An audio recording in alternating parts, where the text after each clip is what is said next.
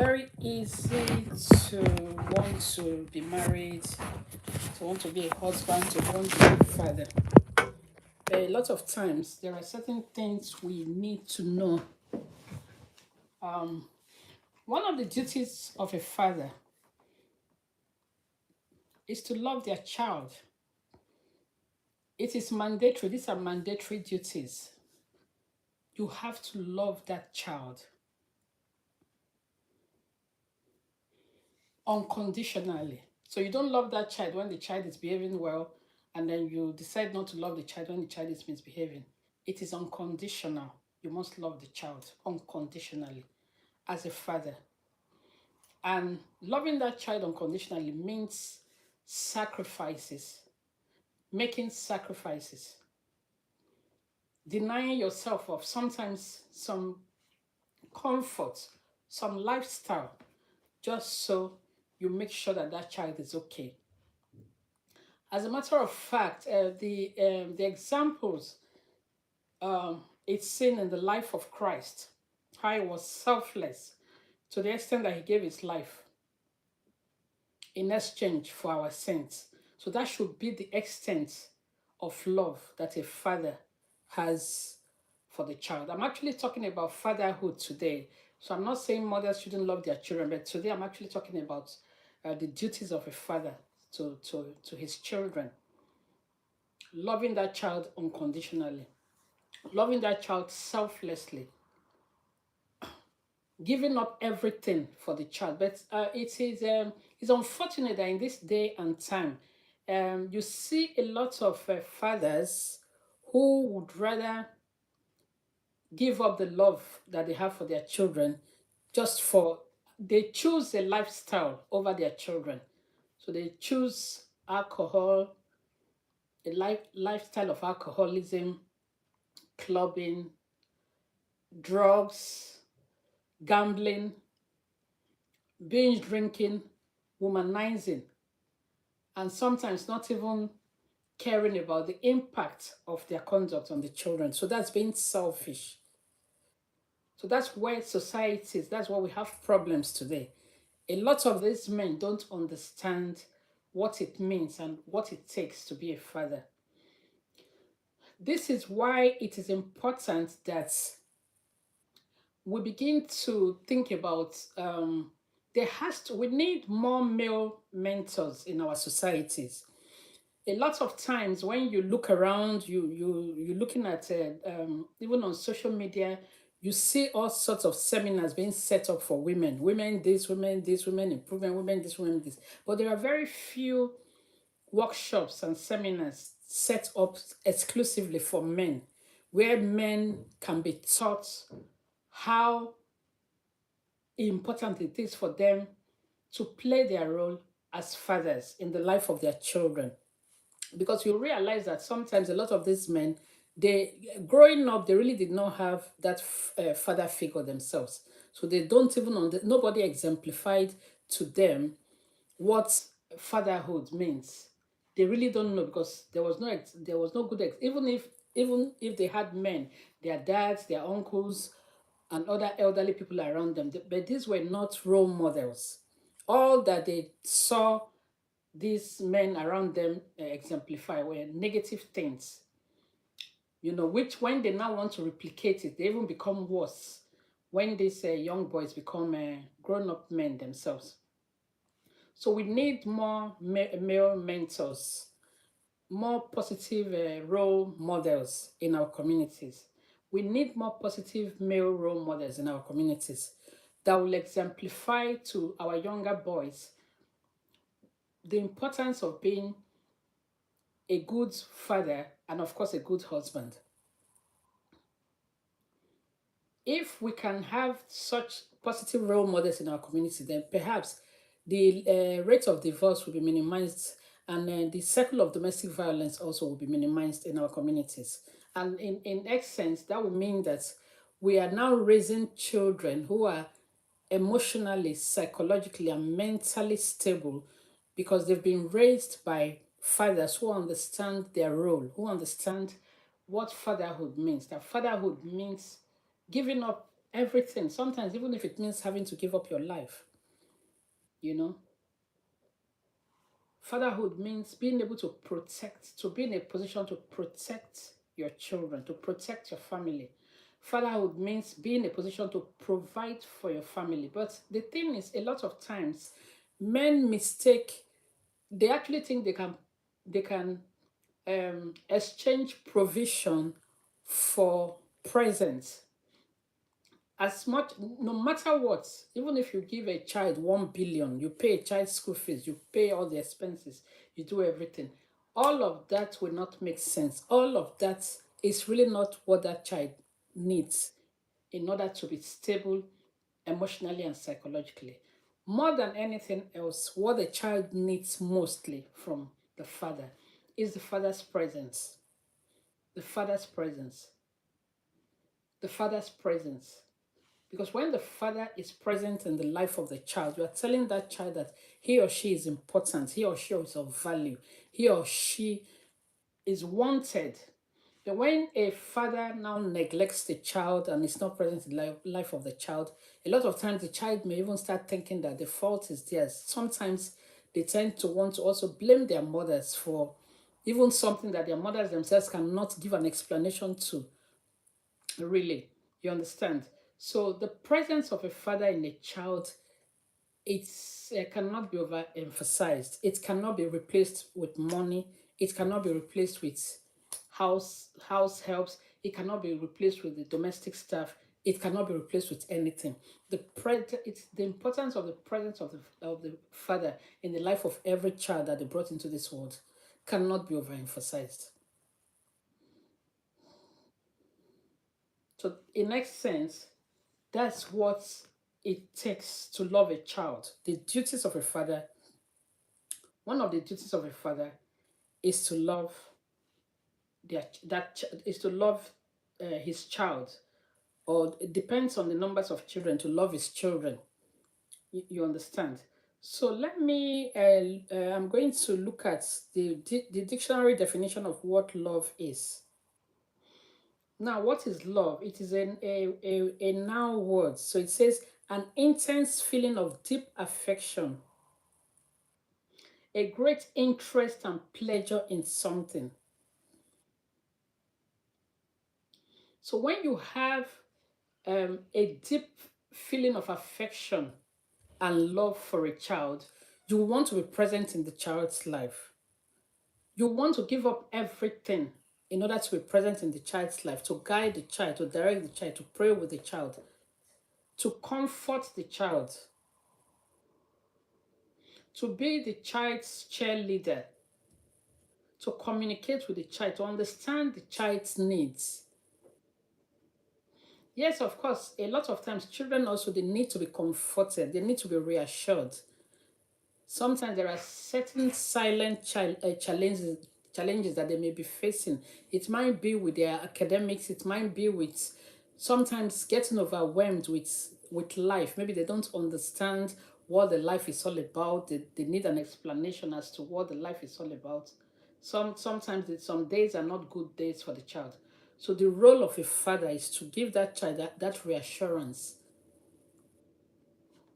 Knowing that the father is even present in their life actually is enough reassurance. To give that child a hug, to embrace that child, to hug them, to reassure them. Again, that also helps to build the confidence of that child. So you realize that a lot of times as grown-ups, because the parents were not present in the life of the child, sometimes it can affect a child's self-esteem and self-worth. They begin to feel less of themselves. Begin to feel devalued. They begin to actually think that because their father did not value them enough, perhaps maybe there's something wrong with them. So those are some of the things that men do that actually affects children mentally and emotionally. So they begin to feel devalued. And with male children, a male child is the role of a father in the life of a male child. The male child, their father is the first hero, the first gods that they actually have would see in their life physically. So the role of the position of the father in the life of his son, he's the hero. He's that positive role model that the son looks up to for advice, for guidance, for counseling, for direction, for encouragement, for comfort. So if that role model that the male child is looking up to is not present, or even sometimes when he's present, all the child sees or all the son sees is negative aspects of him. So the child is going to actually believe that that lifestyle is okay. So the danger of it is that when that child grows up to become a man, there's a possibility that the child will pick up that negative aspect of the father and will actually replicate it even in a more dangerous way. So this is why it is important, even as men, we must be careful the examples we set for our children because they are watching. Our male children are watching, the female children are watching. Coming back to the female children, the female child, the father to a female child is the first love of that female child. That's the first love that the child will ever understand in her life.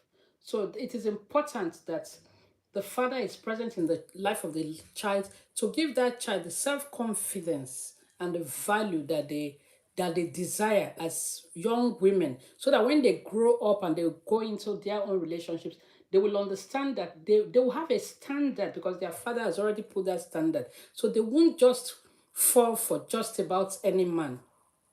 Because if that child is not, if that child, the love between that child and the father is lacking, this is why you find out that some girls, they look for love in all the wrong places. They look for love in all the wrong places. They begin to desire love in the hands of wrong men because that love was not exemplified to them by their fathers. So again, these are some of the things that we do as adults that we don't know that directly or indirectly is affecting our children. So we begin to build, to sow negative seeds in the life of our children that end up damaging them if not properly guided and guarded. So if a female child never had their father say to her, I love you, ever in their life, the very first man that is going to say to her, I love you on the outside, she's going to believe the man, even though if whether the man has a good intention, he doesn't have a good intention. Have you ever wondered why sometimes you see some young girls, they always go for men who are 20 years older than them, 30 years older than them? They are looking for a father figure in those men because their father wasn't present in their lives. So they are looking for that father figure that will nurture them and give them affection and will take care of them. But unfortunately, in most cases like that, they are being abused by this and taken undue advantage of by these older men.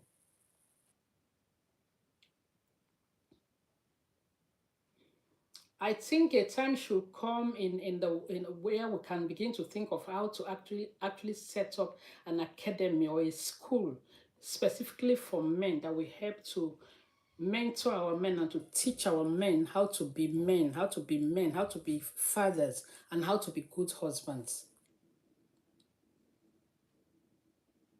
Because the thing is, a man cannot give what they don't have. If a man was raised by a never at home fathers, a never at home fathers, an absent father, that young man will also grow up to become an absent father himself, because that is what his own father exemplified to him. And so you see, this is why it is difficult for domestic violence to go extinct in our communities, because we just keep replicating that same negative pattern which we actually which the younger generation, they keep inheriting, and they just keep replicating the same negative pattern of lifestyle. Because if you love something, going back to the fatherly love, if you love something, you want to be present in the life of that person. If you love a child, before you make any decision, you think about the impact of that decision on the life of the child. If you love a child, the best interest and the welfare of that child comes first before any other thing that you are going to do. A lot of men, as I said, have given up their children. The love that they're supposed to show to their young innocent children. They have decided to choose a toxic lifestyle over the love uh, they have for their children. So rather than choosing their children and making that sacrifices to be present in the life of a child, they would rather choose to go into gambling. They would rather choose to go into binge drinking. They become alcoholics. They would rather choose to go into a lifestyle that they themselves, even though they are ashamed of it, but they make it a pattern.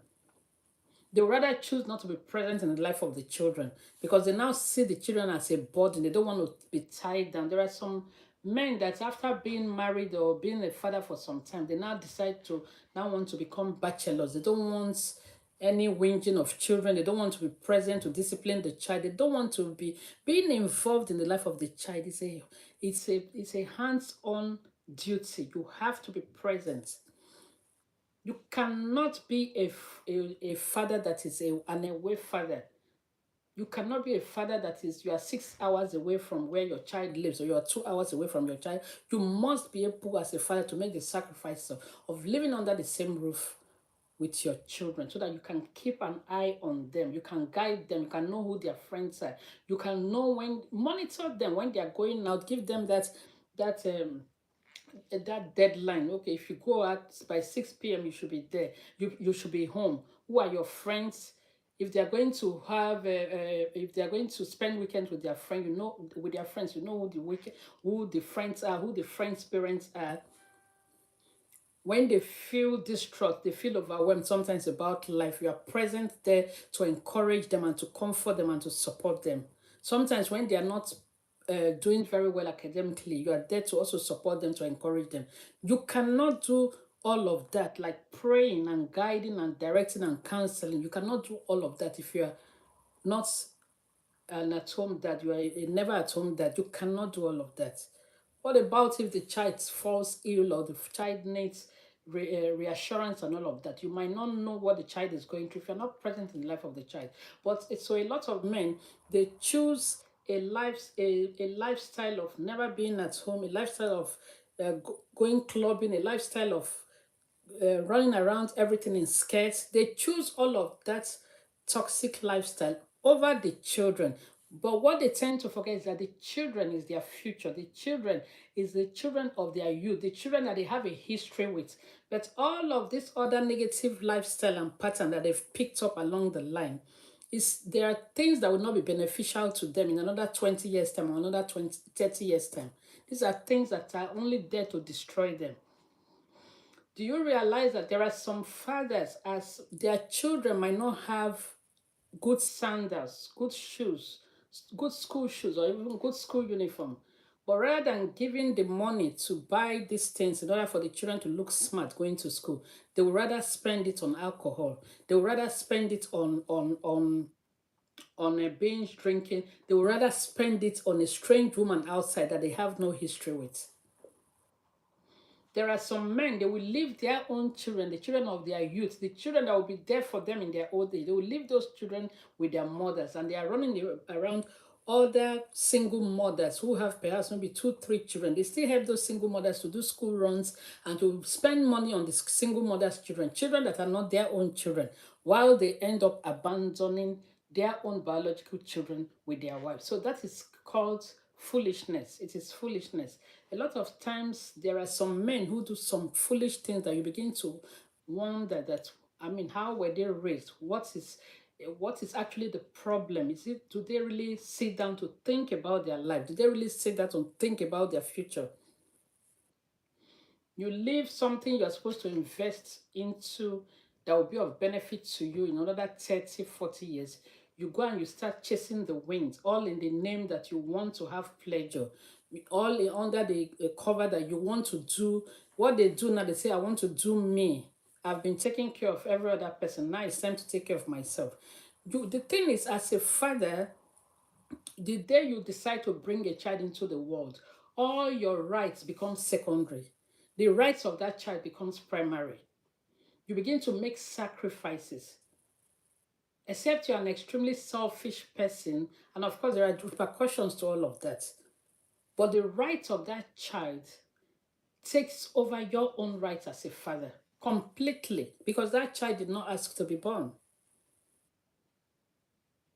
So every other lifestyle you want to pick up on along the line and you think that that is life, it's only leading to destruction. Because number one, and also you are indirectly damaging the children, and the children, you are building you are living a legacy, a very negative legacy, because the all that the children will remember of you are those negative things that you have tried to implant into their lives.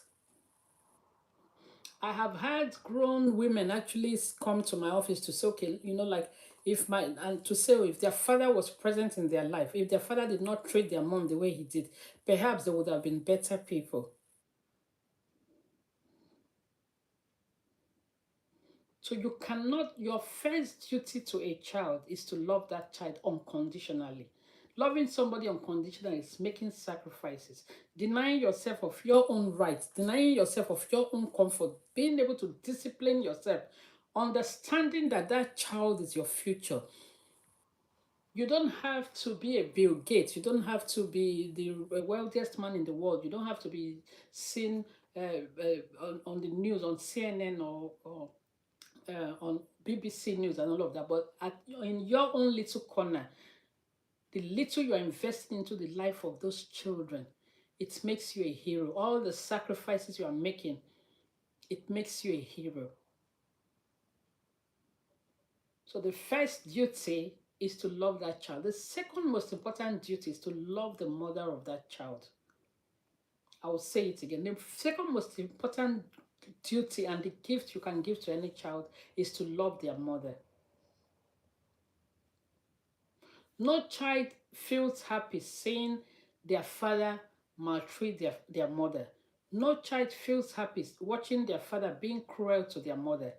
The thing is, there's a tie, there's something between children and their mothers, maybe because of the umbilical cord, and because most times children are always around their mother because their mother tries to nurture them, to raise them and everything.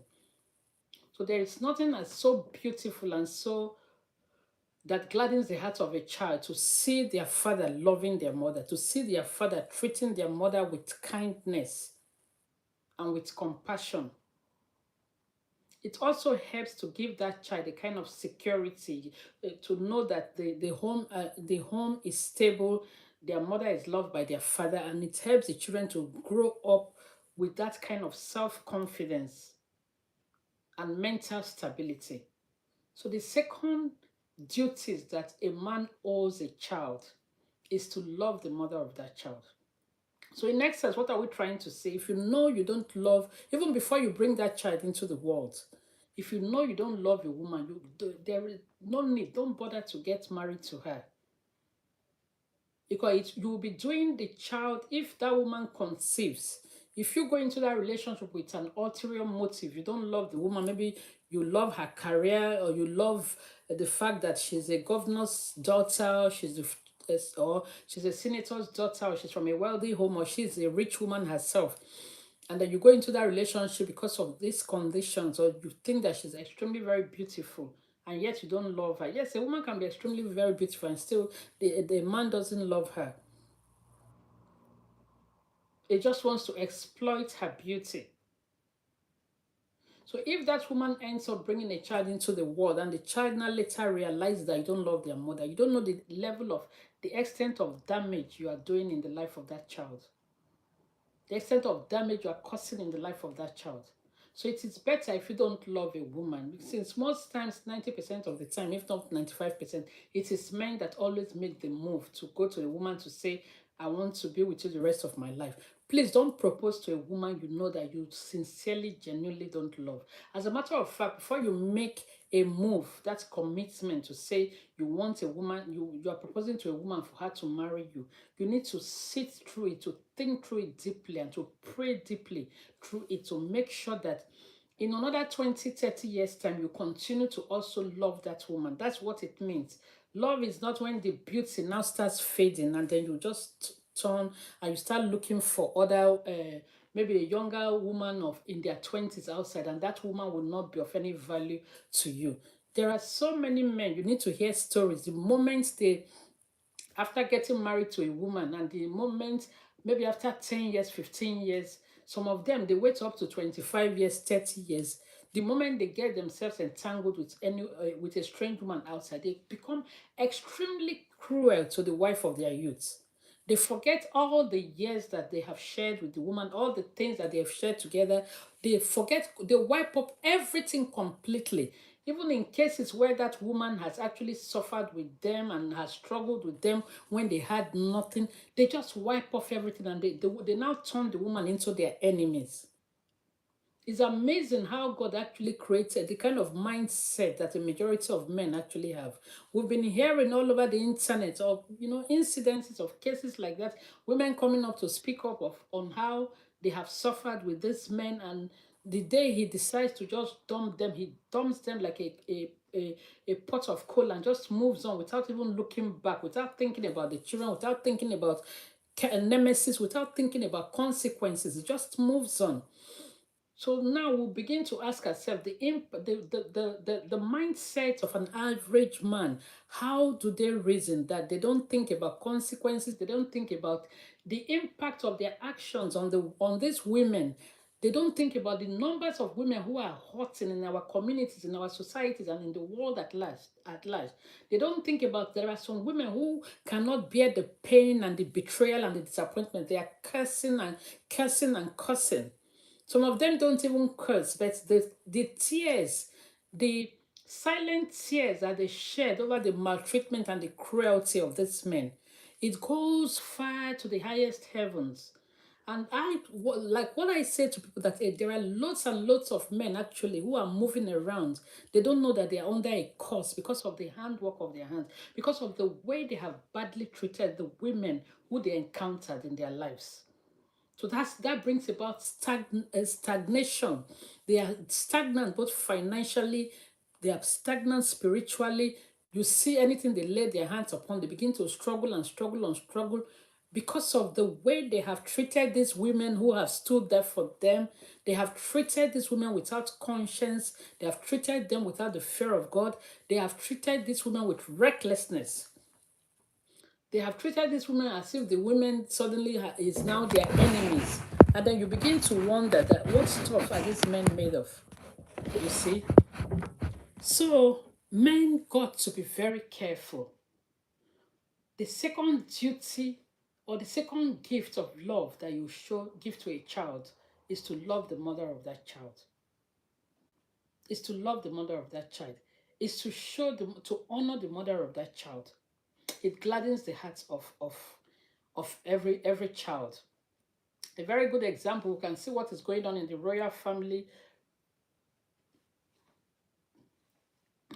how Harry obviously stood his ground. He did not want his wife, Meghan, to go through the same thing that his mom went through.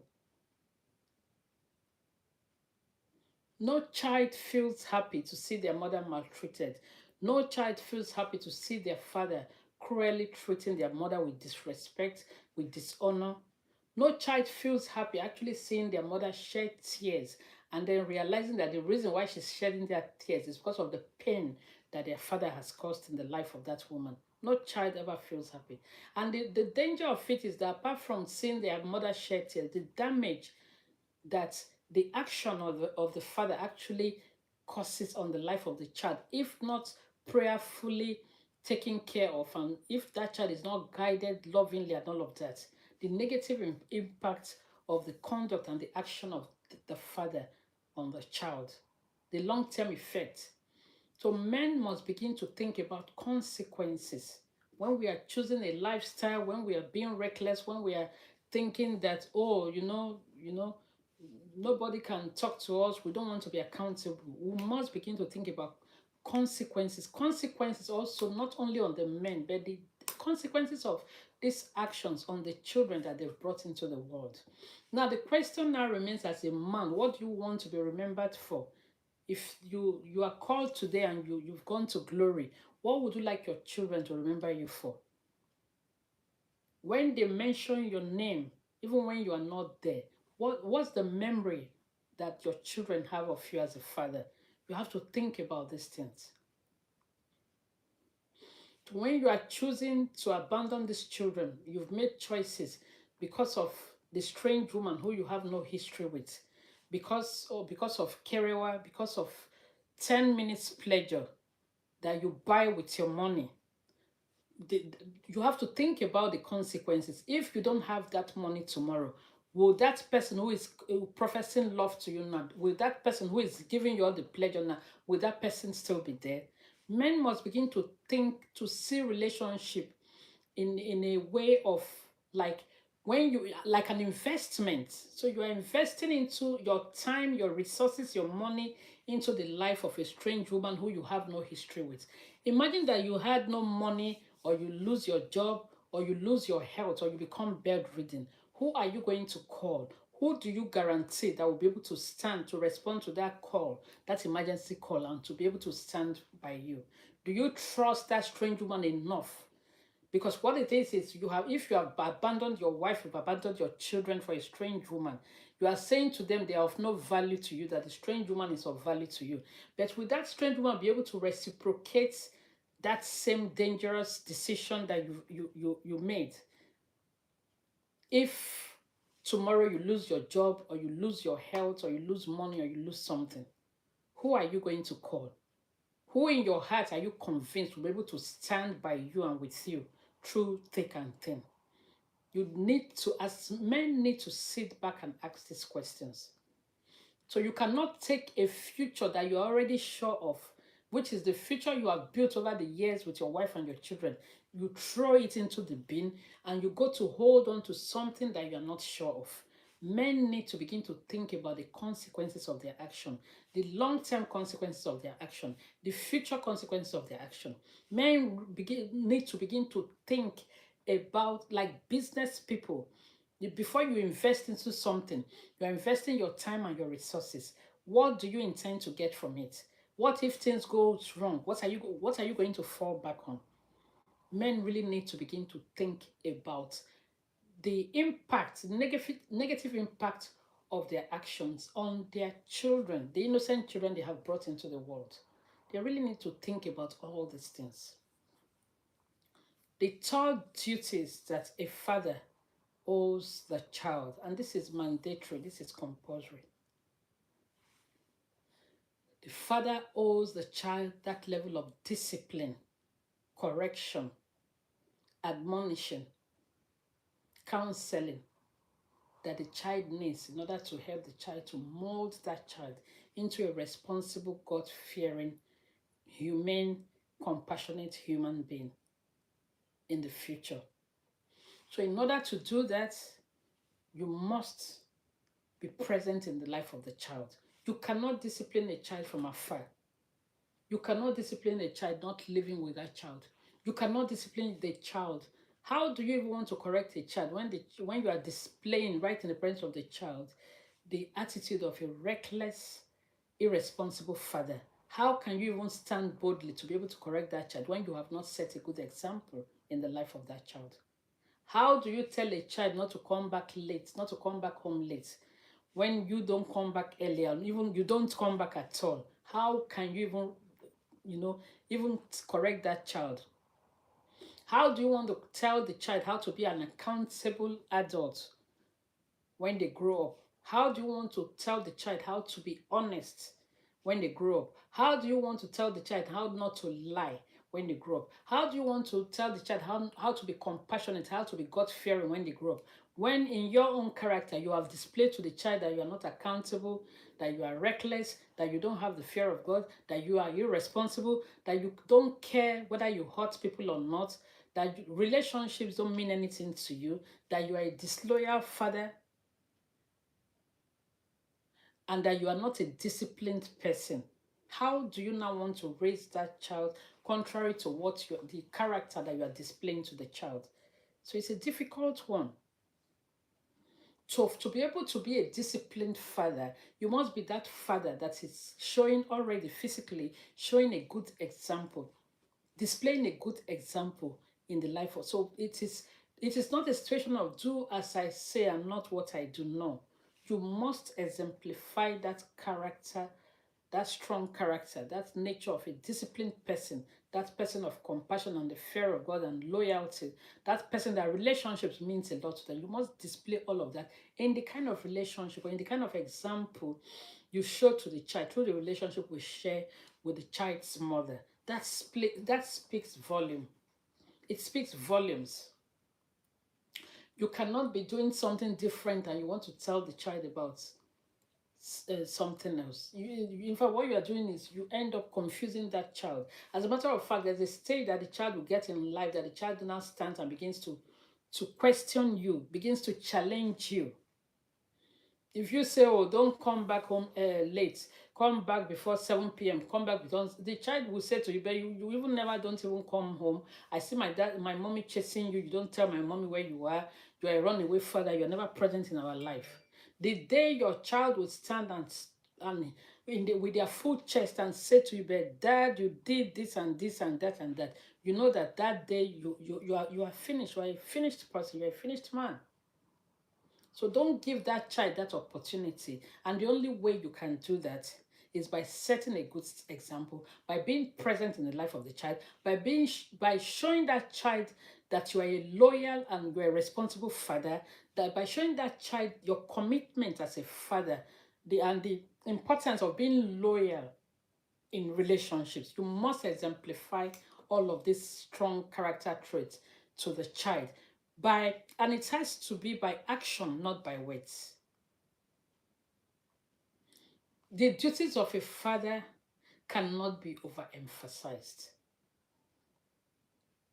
The mandatory duties of a father cannot be overemphasized. As much as it is important that money is also used to help to meet up some of the needs of the child, but a majority of the duties of a father cannot be bought with money. It cannot be replaced with money. I tell you, there are so many fathers who actually think that it's by buying provisions, by buying clothes, by seeing the child once in a while and taking photos and sending to the children's services to show that they have spent 2-3 hours with the child. That is not what makes you a father. It's almost like you are doing all of that because the government wants you to do that, or you find out that there are some fathers who actually go ahead to do all of that, maybe because they want to use that child to apply to regularize their immigration status in the particular country where they live. But that's not the role of a father. It's almost like you are being forced to be a father. So the thing now is, if you cannot play that role, if you even want to understand the role first of all, before you even think of playing the role. A lot of men don't understand the role of a father. They don't understand what it means to be a father. They actually think, oh, they are grown-ups, they've qualified, they are working, they are now old enough to get a woman. They get any woman, they get married to her, impregnate her, and they start bringing children into the world. And then after 10, 15 years, they abandon the child and the mother and they run away, they go to another woman. So you find out that there's a history, there's a tendency of a history of so many men who have hurt so many women, who have hurt so many children, and the children and the women, they are hurting in this society. People are crying and the men are moving around like as if the world is on their shoulders. They are moving around as if nothing has happened. But the thing is, the tears of those women, the tears of the children, the loneliness that these children feel, somehow it bounces around because it bounces around and it has its negative impact on these men. That is why you see a lot of them, they struggle because they are living under a curse because of their actions. So the question now is, who are you as a father? What is your role in the life of that child and the child's mother? Why did you bring that child into the world? Did you bring that child into the world to add to the numbers of the damaged children in the world? Or to add to the numbers of dysfunctional adults in the world? Or you brought that child in order to show an example, to raise that child so that the child can make a difference in the world? Why did you bring that child into the world? Did you bring that child in order to abandon them with their mother, and then you are running around everything and scared out there at the detriment, the time and the resources you are supposed to spend on this child to raise them and to nurture them? You spend that, you waste that time and resources on strange women who you have no history with, and you call it pleasure, and you call it living your life, and you call it I want to do me. And sometimes you even say to yourself, you don't need any, you don't need to explain nothing to somebody because it is your life. The question is, what legacy are you leaving? And like I said earlier on in this broadcast, during this broadcast, what do you want to be remembered for? Each time they mention your name and each time your child remembers you, does the thought of you bring tears into their eyes, or it brings laughter into their hearts?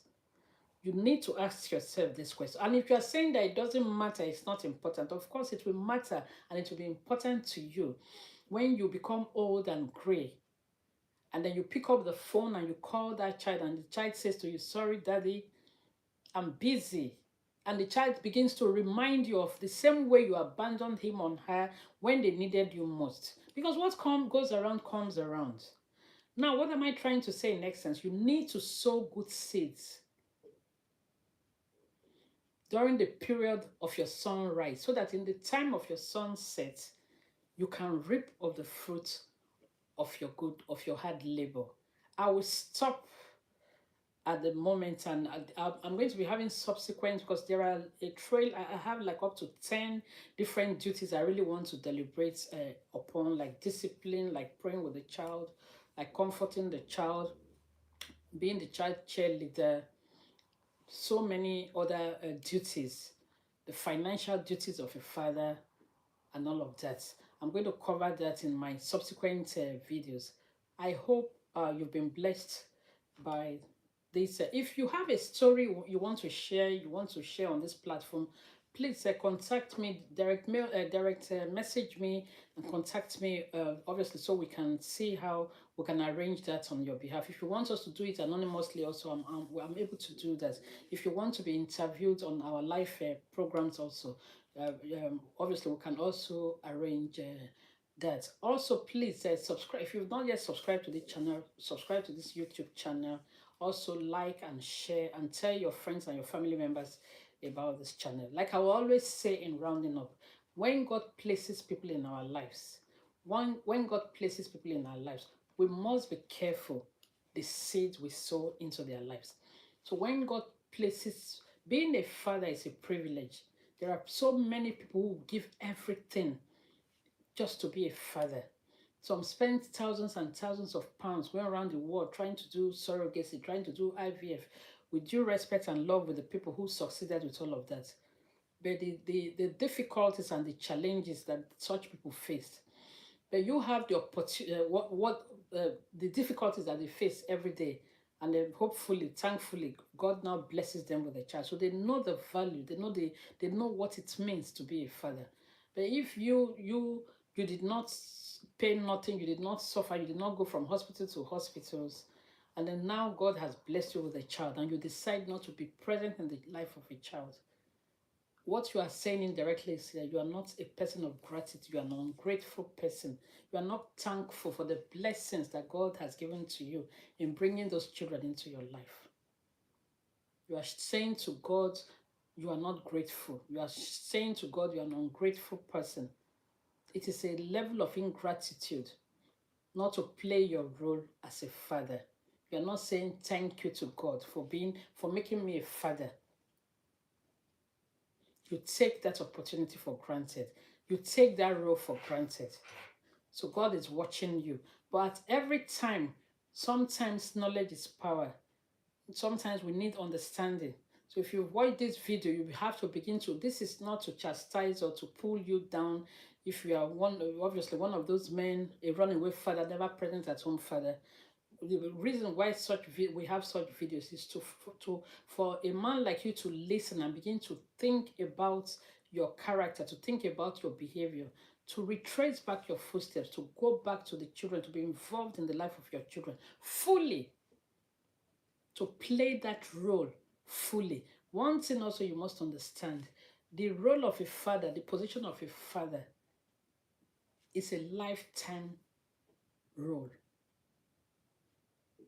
It's a lifetime thing. Even when the children are grown and they're adults, even when they have formed independent homes of their own, you continue to be a father. That is the joy.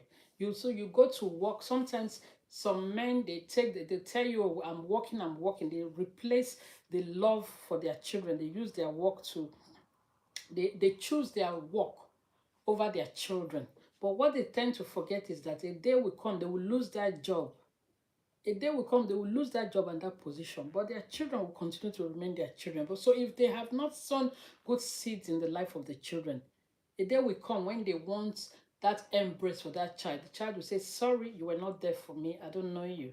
Fine, you are my father. And it actually just ends there. So we must be careful. When God places people in our lives, we must be careful the seed we sow in their lives. For so whatsoever we sow, that definitely shall we reap. If the seed you have sown in the life of the child is to neglect the child, to tell the child that they are not valuable, to tell the child that they are second best, they are not primary, they are not your primary responsibilities. You don't want to be present with them, to raise them, to guide them, to direct them. You have chosen other lifestyles and other people over that child. A day will come when that child is asked to also make choices. They will choose other people. They will choose other lifestyle over you. May that not be our portion in the mighty name of Jesus. Now that we're alive, we still have the opportunity to make an amendment, to go reconcile with the children, to go reconcile with the wives of our youth, to go to pack our things and to leave the home of that strange woman, to begin to come back home, to show a heart of repentance, to be remorseful, to ask God for forgiveness. The thing is, where there is no apology, there will definitely not be forgiveness. So take that step to apologize so that your family can be reconciled together, so that you can raise healthy, confident children who are the future of tomorrow. There is no greater legacy than the legacy of raising healthy, confident children and then sending them out tomorrow to become responsible, God-fearing, compassionate husbands and wives themselves. I'll see you in my next video. God bless you. Bye-bye.